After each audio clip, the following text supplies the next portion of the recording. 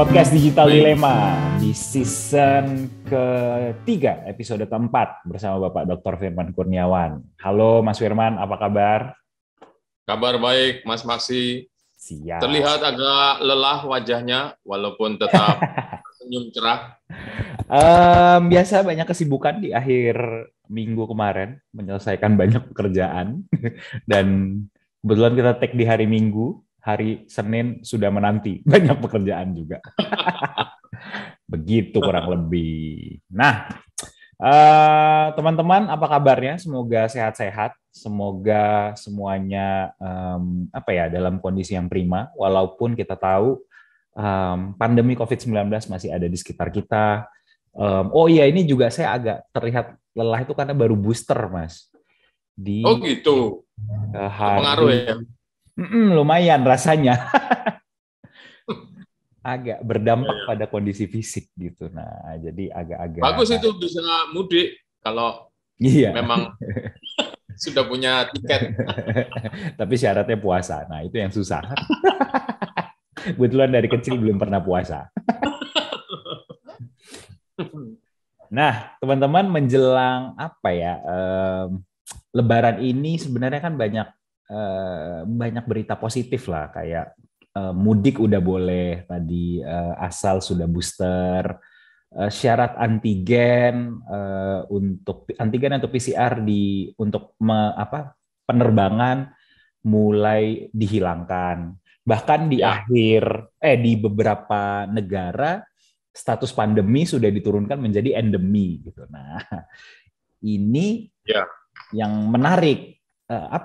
Mudah-mudahan sih kita sama-sama berdoa bahwa ini pandemi segera berakhir gitu. Mungkin apakah itu beralih ke endemi ataupun ke yang lain, nanti kita masih akan melihat. Nah, menjelang tanda kutip berakhirnya pandemi ini, selama pandemi kan banyak perilaku kita yang berubah ya teman-teman. Baik itu di ranah digital ataupun di ranah dunia analog, kehidupan sehari-hari.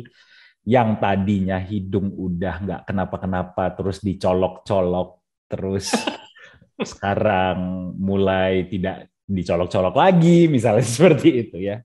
Nah, hari ini di episode keempat kita mau membahas nih teman-teman. Mas Firman akan berbagi, Mas Firman menganalisis tentang perilaku digital masyarakat Indonesia jelang berakhirnya pandemi. Nah, ini yang menarik banget.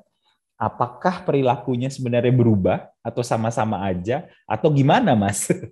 Sebetulnya kalau tadi disebut saya yang analisis, bukan. Saya mengumpulkan, mensintesa dari beberapa pengamatan lembaga-lembaga survei maupun lembaga penelitian yang cukup kredibel, termasuk salah satu di antaranya adalah dari Google. Nah, ini Google melihat dari tren pencarian yang dilakukan oleh orang Indonesia, itu ada 5 perilaku yang menjadi tren di tahun 2021.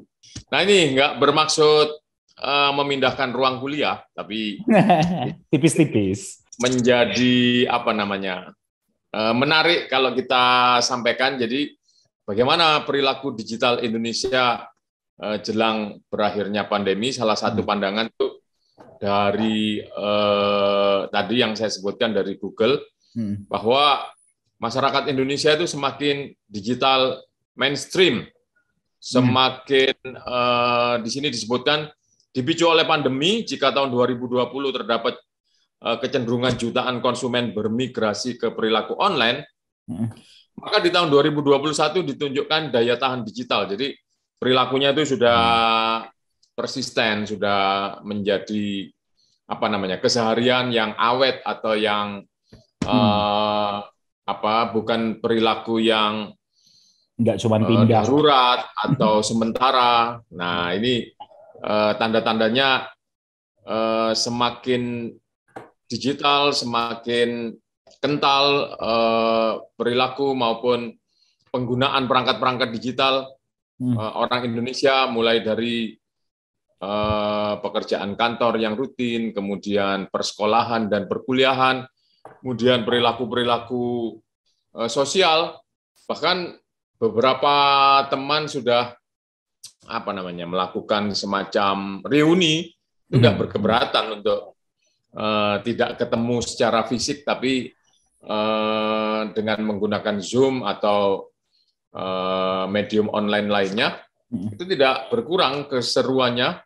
Bahkan beberapa ibu, saya lihat ada tren arisan maupun kumpul-kumpul itu dilakukan di Zoom, di perangkat-perangkat online. Nah, ini indikasi terdigitalisasi itu sampai masyarakat yang sebetulnya tidak ada hubungannya dengan urusan kerjaan untuk melakukan perangkat digital.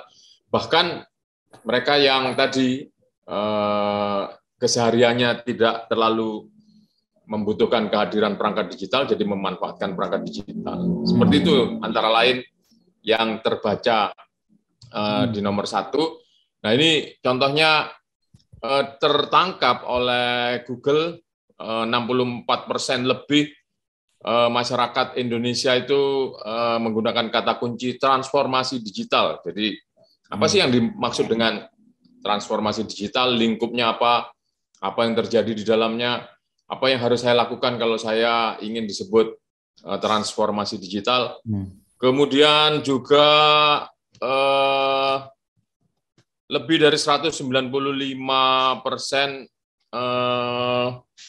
mereka new user promo. Jadi mencari ketika ditawari aplikasi yang baru, itu kan biasanya ada gimmick, ada tawaran-tawaran yang menarik. Nah, ini orang justru mencari bukan aplikasi yang mendatangi konsumen, tapi konsumen justru googling apa ya aplikasi yang baru, dan kalau bisa ada promonya juga, entah cashback atau bebas ongkir. Nah, kemudian juga 61% itu tentang cara mendaftar secara online apapun. Jadi selama ini mungkin urusan KTP kita mendatangi kelurahan, kecamatan, kemudian SIM kita mendatangi kepolisian, kemudian paspor kita ke kantor imigrasi. Dan ini kan semua sekarang kalau kita perhatikan sudah menyediakan layanan-layanan online. Nah, ini banyak orang yang kemudian mempelajari seperti apa sih persyaratan dan cara membuat SIM online, seperti apa sih Dukcapil itu dengan kartu penduduk maupun kartu keluarga yang bisa dilayani secara online. Nah, dan juga yang penting ini tentang rekening online. Kan biasanya kalau kita meminta layanan perbankan itu datang ke teller kemudian diminta dibukukan simpanan kita. Nah, ini sekarang kan semua sudah bisa secara online. Yang penting otorisasi, ada nomor induk kependudukan, ada tanda tangan scanning atau tanda tangan digital. Nah, itu sudah beres semuanya. Seperti itu gejala yang pertama, Mas Maksi. Ya. Jadi digital mainstream semakin terbawa di dalam arus digital masyarakat Indonesia. Yang menarik adalah kalau tadinya cuma transformasi digital, kalau sekarang ini ternyata teknologinya menetap gitu, Mas ya. Jadi benar-benar semua yang hal digital yang tadinya dibuat, butuh waktu untuk orang beradaptasi full dengan hal ini, dengan adanya pandemi itu menjadi katalisator gitu ya, orang menjadi memakai, dan ternyata di akhir pandemi ini sudah sesuatu hal yang biasa untuk digunakan gitu ya, jadi udah mainstream aja gitu ya penggunaan teknologi digitalnya. Beberapa lembaga manajemen maupun lembaga survei menyatakan apa yang kita capai selama kurang lebih 18 sampai 2 tahun ini, itu sebetulnya kalau tidak ada pandemi itu baru kita capai 10 tahun mendatang. Nah, termasuk gaya hidup kita yang saya mungkin kalau pensiun kan baru 10 tahun atau 15 tahun lagi kalau untuk dosen itu di umur saya nih sekitar 15 tahun lagi baru pensiun, tapi gaya hidup saya seperti pensiunan. Ngajar di rumah, kemudian banyak sisa waktu setelah mengajar, kemudian mungkin merawat tanaman, kemudian menjalani hobi yang biasanya itu kan para pensiunan yang seperti itu. Iya. Malah Jadi ada sisa waktu ya. Apa yang harusnya saya tempuh 10 tahun mendatang ini sudah saya alami sedikit-sedikit nih. Iya. Jadi nanti yang bingung nanti kalau pensiun mau gimana lagi ya, Mas? Kan udah dijalanin sekarang, ya. Latihan pensiun. Latihan pensiun. Nah, yang kedua ini hidup ini nampaknya memperoleh perenungan yang lebih banyak, sehingga gejala yang kedua itu hidup yang diuji ulang oleh banyak orang Indonesia, dipertanyakan kembali. Jadi ketika pandemi mulai terjadi, orang itu kan tidak punya persiapan, lalu tiba-tiba digiring masuk ke dalam rumah, kegiatannya di rumah, sekolahnya di rumah, semuanya di rumah, dan kemudian ya itu tadi punya banyak waktu, akhirnya mikir, selama ini ketika saya bekerja rutin dari jam 8 sampai jam 16, apakah itu yang sebetulnya saya inginkan? Wah, jadi filsuf. Banyak yang tiba-tiba jadi filsuf. Kok hidup saya jadi sebetulnya lebih bermakna ketika saya banyak ada di rumah, kemudian saya misalnya punya kelebihan waktu karena dengan aktivitas online, maka saya tidak perlu bermacet-macet, tidak perlu antre, semua bisa dilayani dengan digital. Nah, akhirnya banyak yang lebih menemukan makna hidup maupun apa yang sejatinya kita cari di dalam hidup ini. Nah, ini gejala yang kedua. Rumit. Ini contohnya ada ya termasuk di dalam operasi-operasi aktivitas di rumah. Apakah saya sudah menjalankan sistem perumahan dengan cukup hemat? Bagaimana kalau moda misalnya penggunaan listrik diganti dengan tenaga surya? Kemudian juga bagaimana sih layanan-layanan lantatur, layanan tanpa turun atau drive-thru? Apakah kita akan lebih cepat? Iya. Nah, itu lebih dari 167% orang mempertanyakan itu. Nah, ini yang juga menarik karena rumah menjadi pusat kegiatan, akhirnya ada pencarian tentang 150% tentang alat kopi di rumah. Nah, jadi kan banyak yang kantornya pindah ke rumah, dinikmati di rumah. Supaya nggak bosen, gimana home theater, supaya nggak usah ke 21, gimana tadi membuat kopi yang enak, tetapi dengan perangkat-perangkat di rumah. Seperti itu, Mas Maci. Ini banyak orang jadi ngulik lah istilahnya gitu, Mas ya. Ngulik apapun, termasuk tadi yang dikulik rutinitas hidupnya.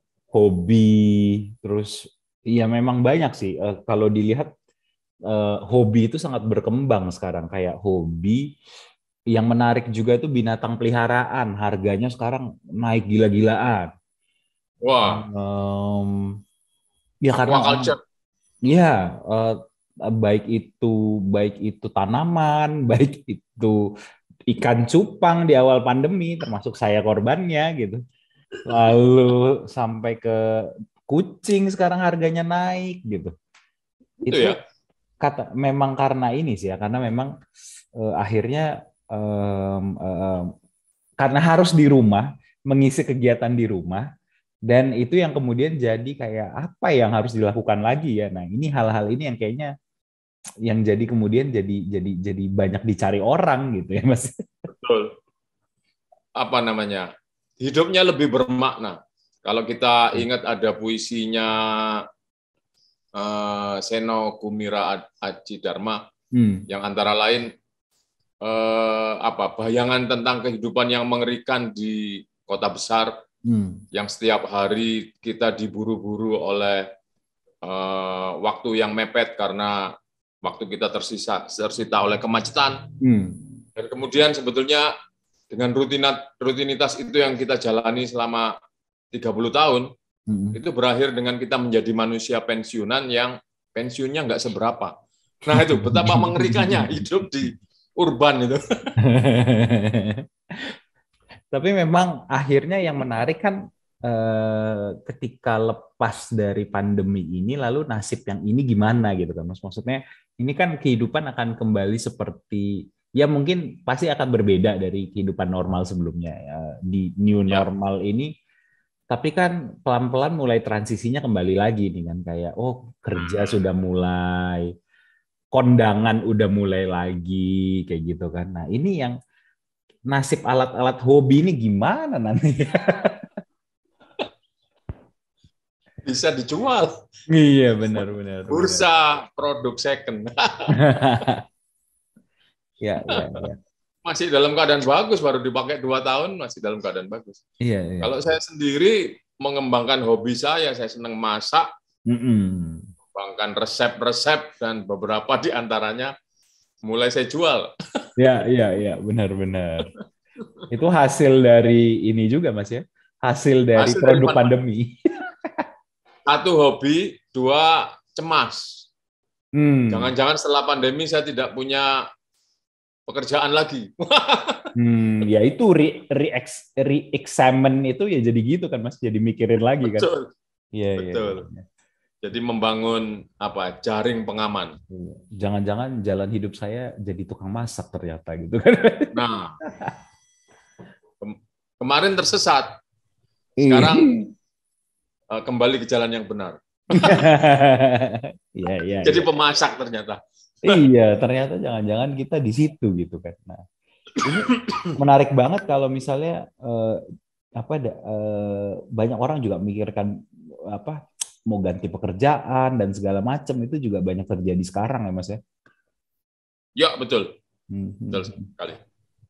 Nah, gejala yang ketiga adalah bridging distance. Pandemi menyebabkan banyak orang terpisah secara fisik. Nah, ini karena social distancing, physical distancing. Konsumen dengan cepat menemukan cara untuk beradaptasi, tapi pada tahun 2021 terlihat rasa perpisahan yang makin dalam. Nah, ini mungkin konteksnya adalah terjadinya gelombang kedua kan kemarin Delta tahun 2021, bulan Juni-Juli, banyak yang meninggal, banyak yang lebih mengurung diri, lebih ekstrim. Jadi perpisahan yang mencekam. Nah, akibatnya setelah keadaan menjadi lebih baik, konsumen lebih memaknai waktunya. Mereka beralih dari menemukan momen koneksi yang singkat menjadi menemukan cara baru untuk mengekspresikan diri dan memelihara hubungan yang lebih dalam dan berkelanjutan, baik online maupun offline. Nah, kalau saya lihat sih, antara lain waktu pandemi dan kita ingin in touch dengan sahabat, saudara, teman, itu dengan berkirim makanan, berkirim hasil-hasil hobi, sehingga industri itu jadi marak. Ada kerajinan tangan, tadi ada produk kuliner, ada mungkin juga termasuk konten-konten yang dikemas pakai Instagram atau pakai YouTube, itu jadi marak. Nah, di satu sisi kalau saya lihat itu upaya untuk menjaga eksistensi diri, saya masih ada loh, saya jangan dilupakan loh. Di sisi lain ya itu tadi untuk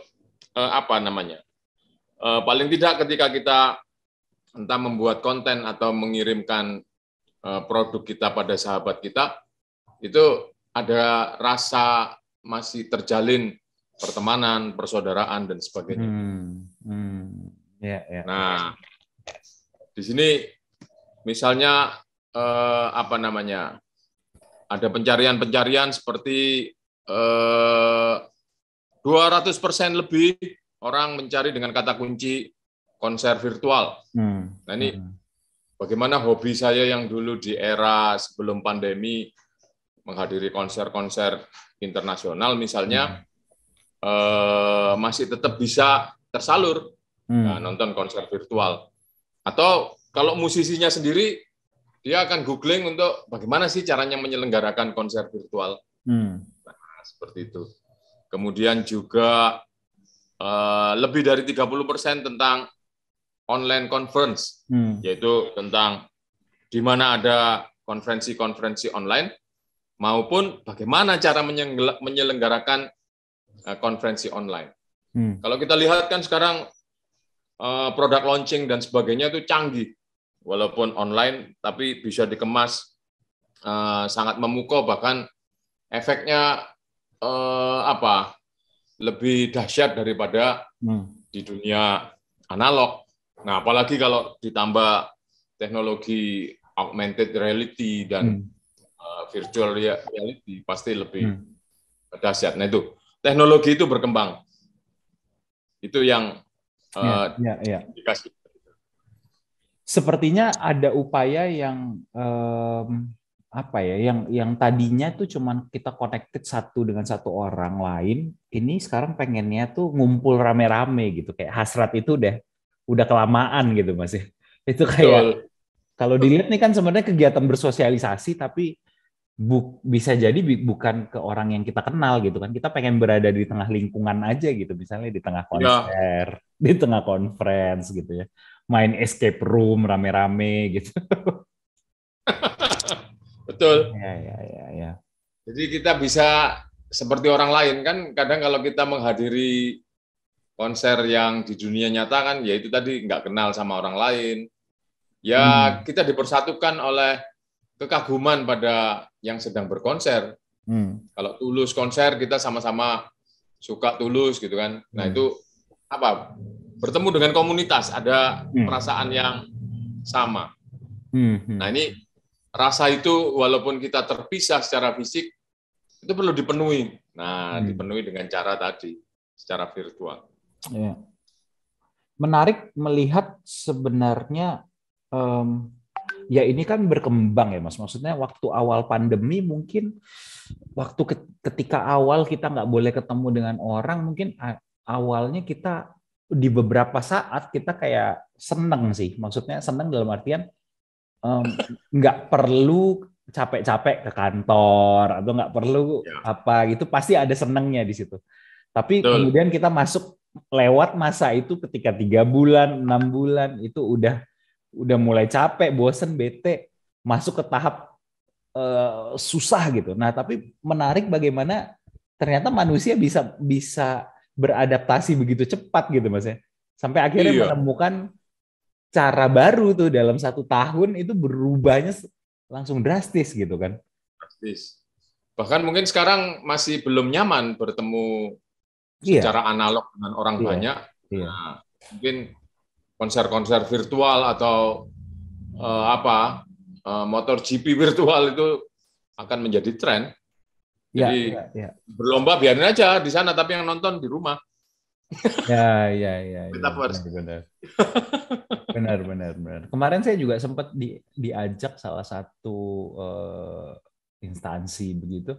Ayo kita meetingnya ketemu aja ya. Aduh, males banget gitu sekarang. Ini nggak bisa Zoom aja, baru udah kayak gitu sekarang.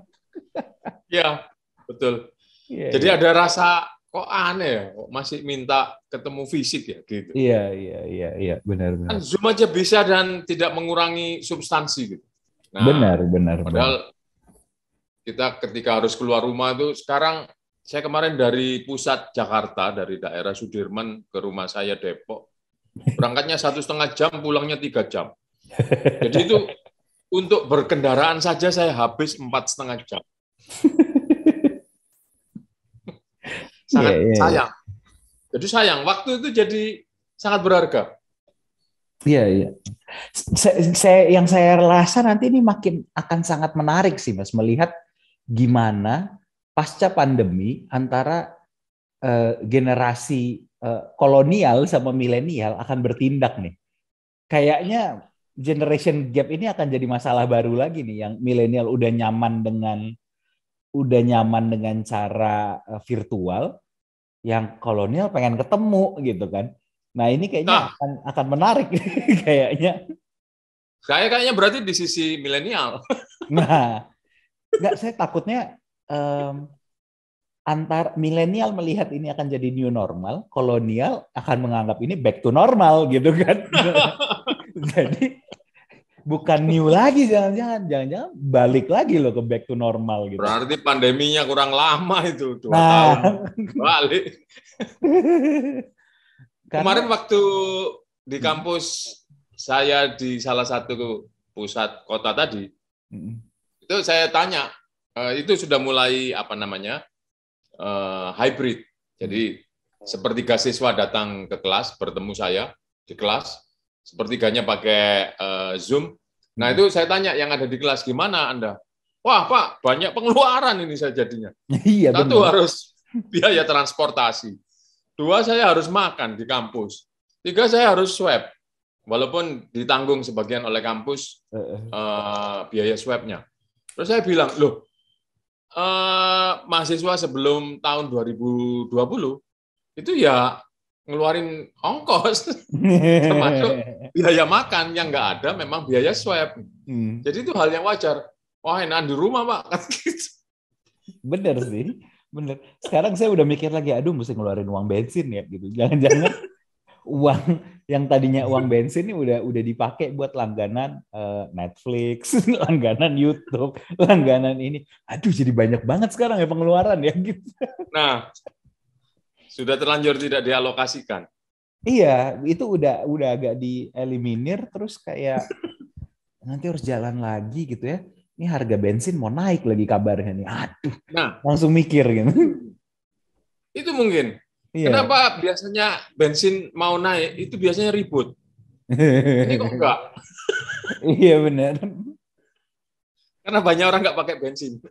Iya saat ini gitu. Nanti kalau udah pakai kan jadi kayak karena dalam berapa ya? Dalam 2 tahun ini pasti struktur pengelolaan keuangan kita tuh pasti berubah banget kan, Mas. Maksudnya Berubah drastis. nggak Yang ada. banyak itu di GrabFood sama GoFood. Iya bener.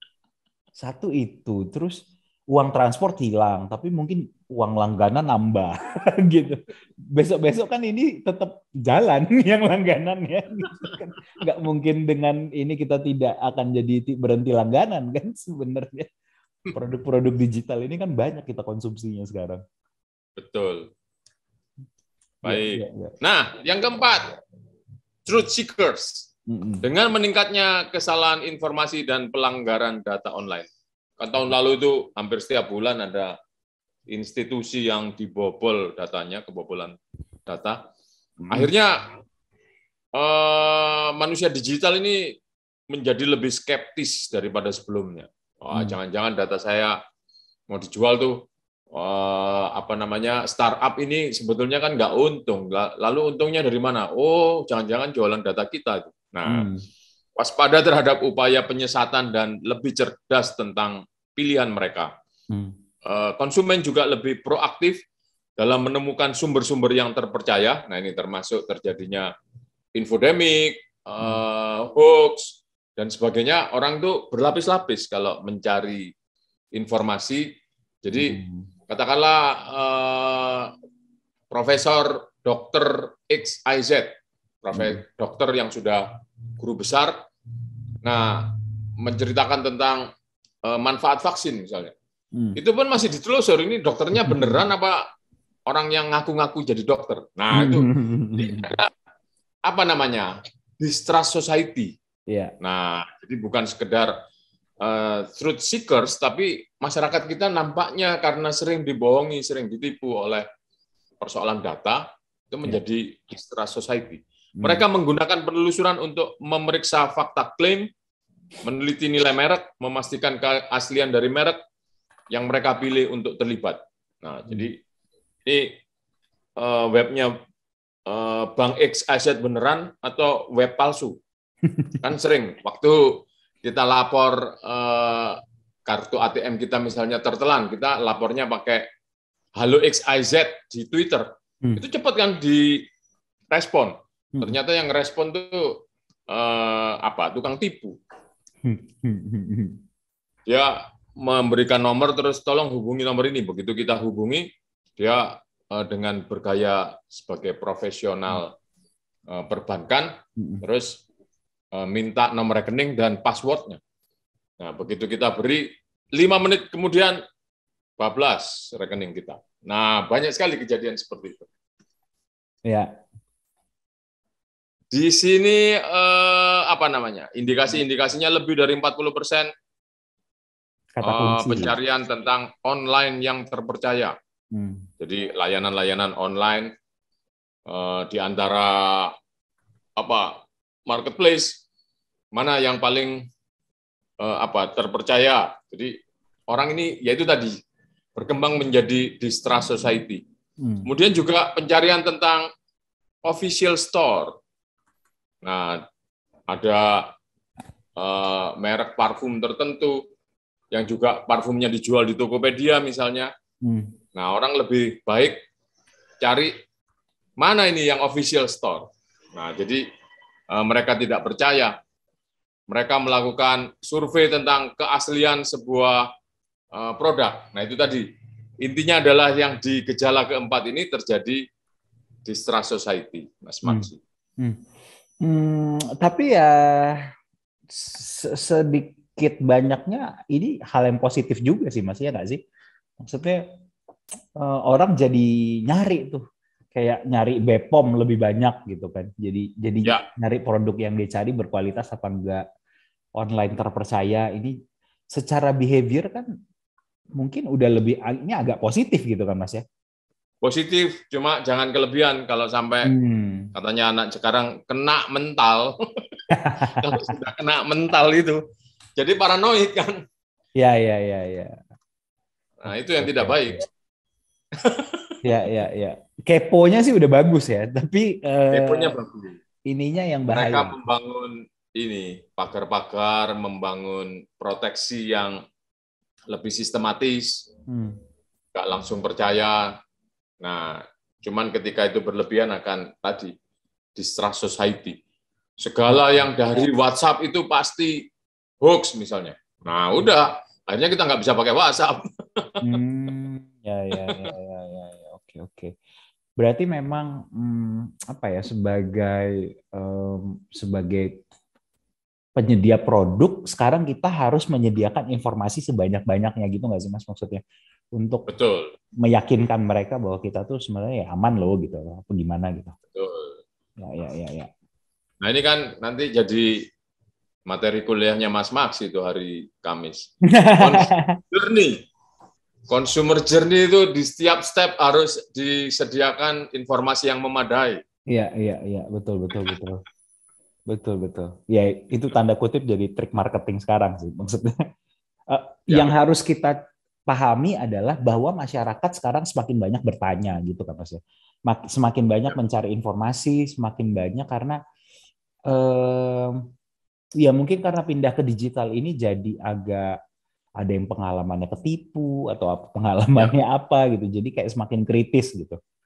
Nah, mungkin tantangannya gimana kita bisa memberikan kenyamanan gitu ya kepada para pengguna-pengguna ini kalau kita membuat satu produk misalnya atau apapun itu supaya mereka pas menggunakan juga kayak percaya gitu, karena ada trust issue ya kayak yang tadi Mas Firman itu, distrust itu ya. Ya, distrust society. Ya. Oke, menarik. Nah, yang kelima ini growing inequality. Nah, ini di dalamnya itu antara lain mereka itu mengalami kehidupan yang sangat berubah. Jadi ketika sebelum pandemi soal kaya miskin, soal perbedaan gender, soal minoritas mayoritas itu sudah terjadi. Nah, tetapi ketika pandemi itu terjadi, orang-orang masuk ke rumah, problem bias gender dan ketidaksetaraan gender ini lebih kerap terjadi. Kekerasan-kekerasan dalam rumah tangga itu akibat frustrasi keluarga yang mungkin biasanya dengan perpisahan 8 jam ke kantor, kemudian balik sore, itu bagaimanapun ada kerinduan, ada sesuatu yang ingin diceritakan. Nah ini sekarang hampir 24 jam ada di rumah terus, hal-hal yang kecil itu bisa jadi problem. Nah, ternyata dari riset, itu banyak perempuan dan anak-anak yang jadi korban. Laporan kekerasan dalam rumah tangga di Indonesia itu meningkat 83% dari era sebelum pandemi. Nah ini sangat memprihatinkan, dan kemudian asiknya adalah orang Indonesia itu peduli satu sama lain, sehingga gerakan-gerakan untuk mengurangi jumlah korban yang mengalami KDRT itu naik, termasuk pencarian-pencarian di Google itu terlacak. Orang ingin membantu orang lain, bagaimana caranya orang yang menjadi korban bisa memberikan kode pada pihak yang berwenang bahwa dirinya menjadi korban kekerasan, mungkin menolong anaknya tetangga yang jadi korban kekerasan rumah tangga dan sebagainya. Nah, di sini ada lebih dari 130 pencarian menyangkut hak perempuan dan kesetaraan wanita. Kemudian lebih dari 150% tentang diskriminasi sosial. Itu apa sih yang termasuk di lingkup diskriminasi sosial. Nah, itu pencarian-pencarian seperti itu mengalami peningkatan yang cukup signifikan. Seperti itu, Mas Maksi. 5 perilaku digital Indonesia yang ditangkap oleh Google di tahun 2021 dan menjadi laporan di tahun 2022.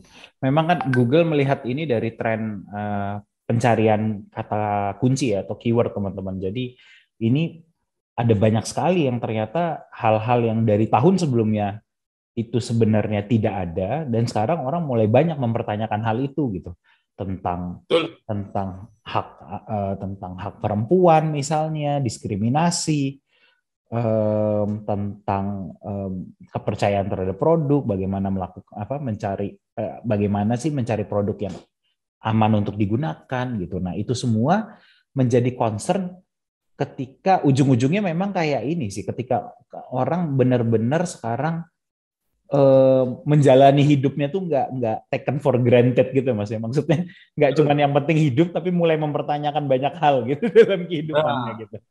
Kayak katanya Aristoteles ya.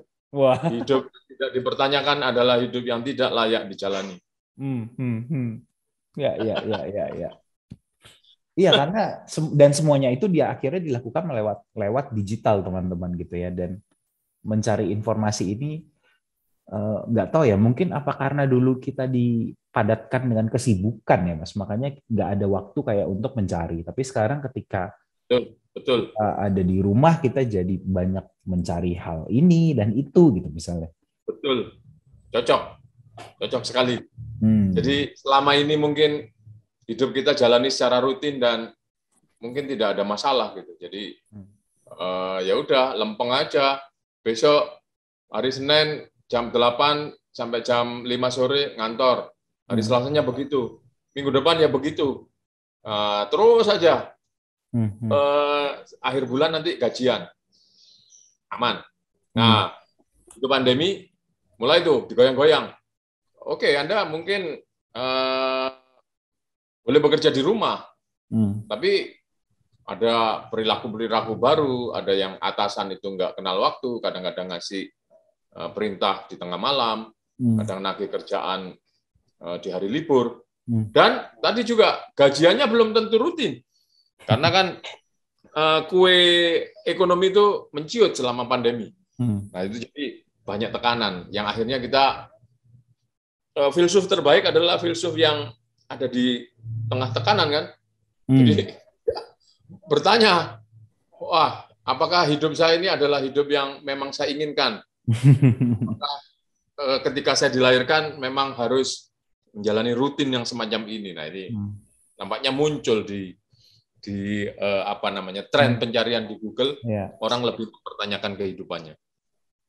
Dan saya nggak tahu apakah ini kita bisa dianggap beruntung atau tidak beruntung gitu. Kita hidupnya tuh ada sumber informasi yang tinggal ketik gitu. internet gitu. Saya nggak ngebayangin kalau waktu pandemi flu Spanyol dulu ya 100 tahun yang lalu, ketika orang nggak boleh keluar rumah, terus kayak nggak ada internet, nggak ada apa-apa, ngapain ya di rumah gitu.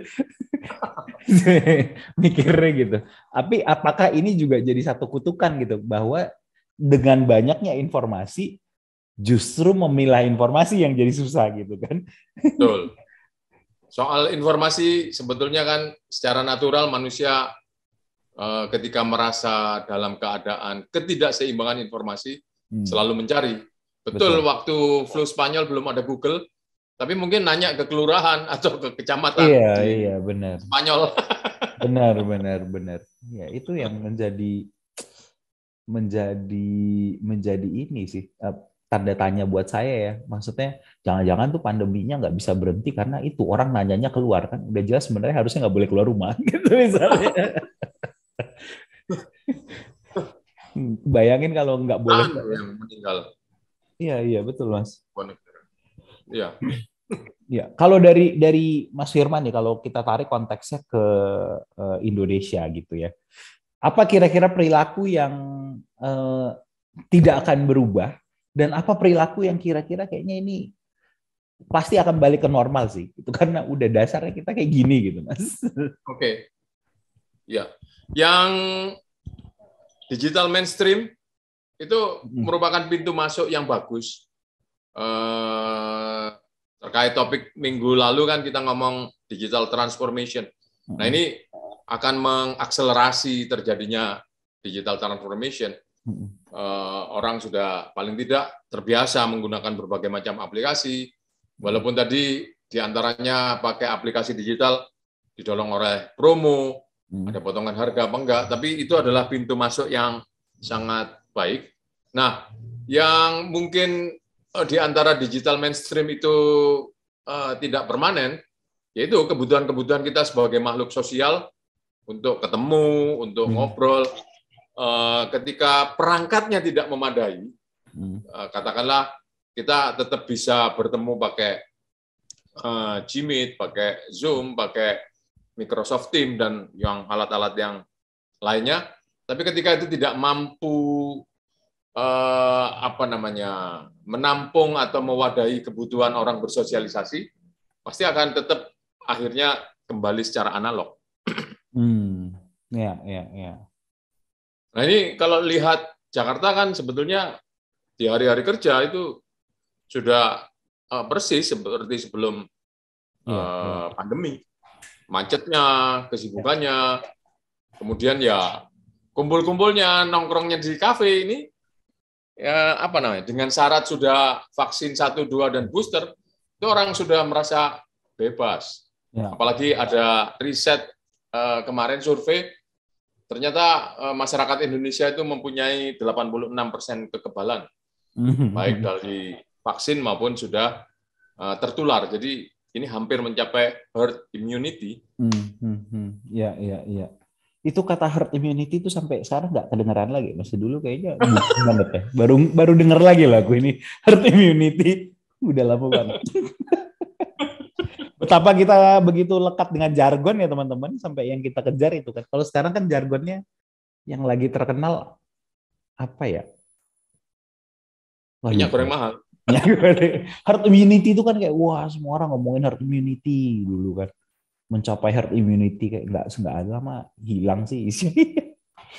Nah itu istimewanya penanganan di Indonesia mungkin yang boleh dibanggakan.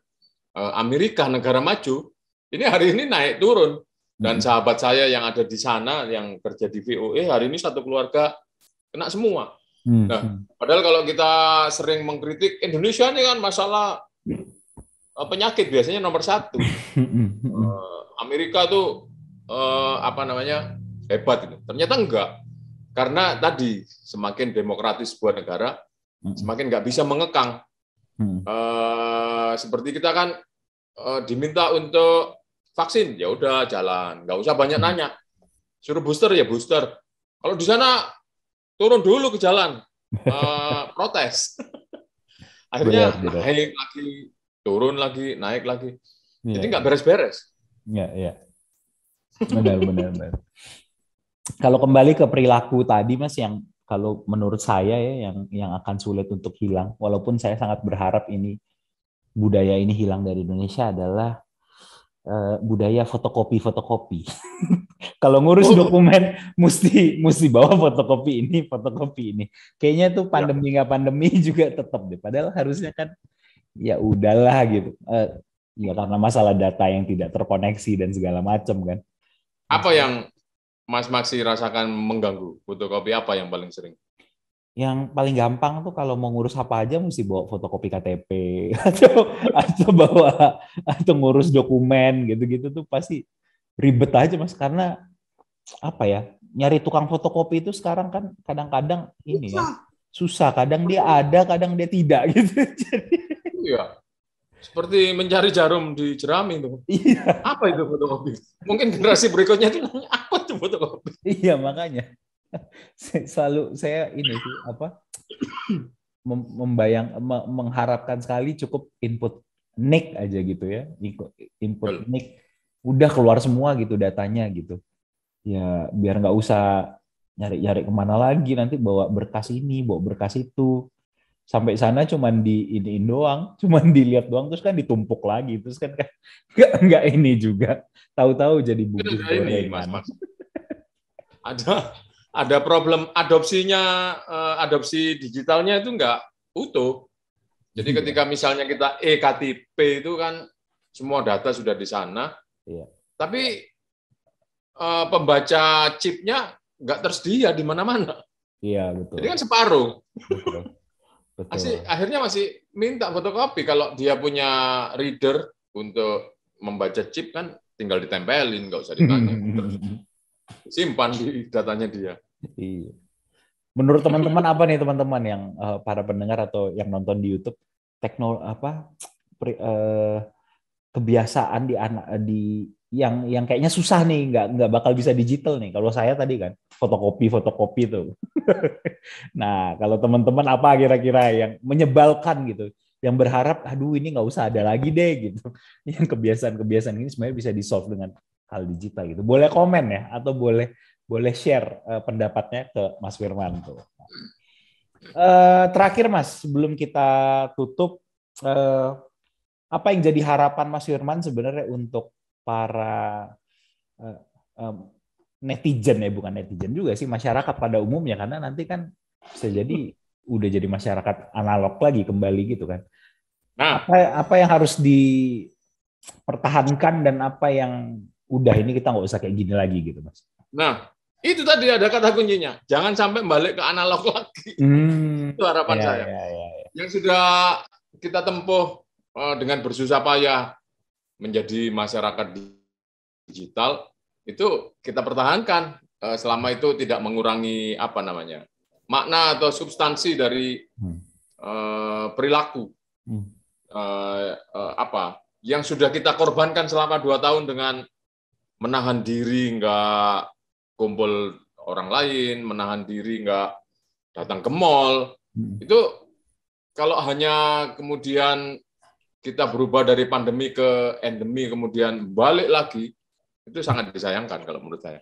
Nah, mudah-mudahan hal-hal yang sudah berlangsung baik, efisien, kehidupan kita lebih bermutu tadi, akhirnya banyak sisa waktu dan kemudian kita bisa pakai untuk mengembangkan hobi, untuk melihat hidup dengan lebih dalam. Nah, itu perlu dilanjutkan kalau menurut saya. Hmm. New normal bukan back to normal gitu Mas ya. Iya, Iya sih, saya takutnya back to normal sih. Itu yang jadi percuma sayang. dua tahun kemarin Sayang. gitu istilahnya Ya. gitu. Ya, Paling nggak seperti polusi ini sekarang udah polusi lagi. Kemarin ya, sudah cukup ya. bersih. Betul, betul.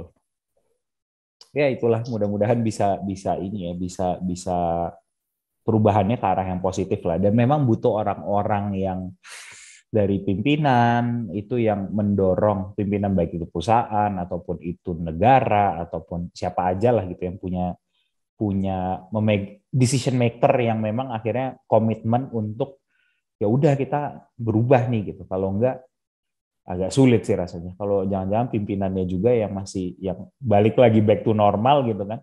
Makanya generation gap ini akan sangat menarik sih menurut saya. Gimana Betul. generasi kolonial post pandemi ini perilakunya berubah apa enggak nih? Jangan-jangan enggak. Atau kita galang aja kan, teman-teman pendengar Digital Dilema adalah pendengar yang cerdas. Kita buat gerakan rame-rame. Jangan mau balik ke sebelum pandemi. Yang sudah jalan dengan baik pakai perangkat digital, kita lanjutkan. Itu bisa jadi bahan tesis nih teman-teman. Ekspektasinya milenial dan kolonial nih post pandemi kayak gimana gitu kan? Apakah jangan-jangan post pandemi kolonial tuh pengennya kita ketemu lagi, ini lagi gitu kan? Milenial ogah gitu kan misalnya. Udah bagus begini, nah itu kan nanti jadi potential problem lagi tuh kalau kayak gitu. Udah bener-bener bagus 2 tahun balik lagi gitu. Kenapa kangen gitu kan? Wah, kan susah ya kalau kayak kangen gitu. Kan nggak perlu setiap hari ya. Nah, hari Minggu aja. Nah itu tuh menarik tuh teman-teman. Oke Mas Firman, terima kasih untuk ulasannya hari ini. Mudah-mudahan menjadi insight buat teman-teman yang mendengarkan atau menonton di YouTube. Ya, apakah ini reflecting ke kehidupan kita di akhir pandemi ini?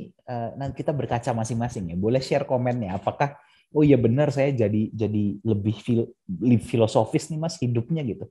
Lebih banyak posting story tentang pertanyaan-pertanyaan hidup misalnya gitu kan. Nah, sambil teman-teman boleh memberikan komentar, juga dinantikan ya teman-teman karya terbaru dari Pak Dr. Firman Kurniawan, yaitu buku ketiga seri Digital Dilema. Sudah ada judulnya, subjudulnya Mas? Belum ya? Belum, nanti saya buat kejutan. Nah, kita tunggu. Mudah-mudahan teman-teman nanti akan bisa juga mendapatkan buku Digital Dilema ketiga. Yes. Dan jangan lupa di-follow Instagramnya Pak Firman di Firman Kurniawan, @firmankurniawan. Boleh di DM, boleh open untuk diskusi kalau teman-teman mau membahas satu topik atau tema. Dan boleh juga kalau mau collab dengan kita, mau sharing-sharing, mau berbagi pengalaman, boleh banget. Kita dengan sangat terbuka, kepo untuk menggali. Siap. Ada penutup dari Mas Firman? Sudah. Siap. Sudah.